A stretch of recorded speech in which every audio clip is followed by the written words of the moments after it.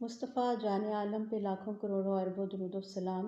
بسم اللہ الرحمن الرحیم۔ السلام علیکم ورحمۃ اللہ وبرکاتہ۔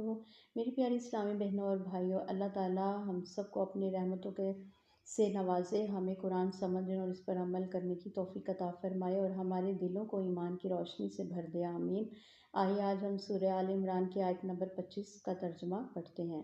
ترجمہ: پھر اس وقت کیا حال ہوگا جب ہم انہیں اس دن کے لیے جمع کریں گے جس کے آنے میں کوئی شک نہیں، اور ہر شخص کو اس کیے کا پورا بدلہ دیا جائے گا اور ان پر ظلم نہیں کیا جائے گا۔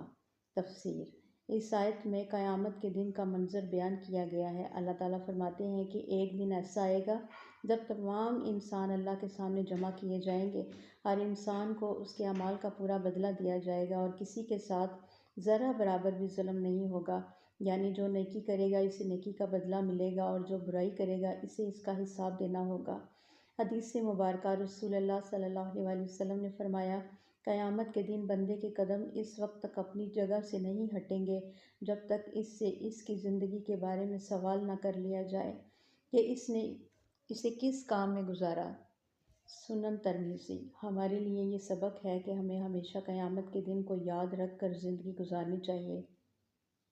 ہر عمل کا حساب اللہ کے سامنے دینا ہوگا، اس لیے ہمیں نیک اعمال اور اچھے اخلاق اختیار کرنے چاہیے۔ دعا ہے رب کریم سے، یا اللہ ہمیں قیامت کے دن کی تیاری کرنے کی توفیق عطا فرما، ہمیں نیک اعمال کرنے والا بنا اور قیامت کے دن ہمیں کامیاب اور سرخرو فرما دے۔ اللہ تعالیٰ آپ سب کو دین و دنیا کی بھلائیاں عطا فرمائے، آپ کے گھروں میں سکون برکت نازل فرمائے اور ہمیں قرآن کے نور کے ساتھ زندگی گزارنے کی توفیق عطا فرمائے، آمین ثم آمین۔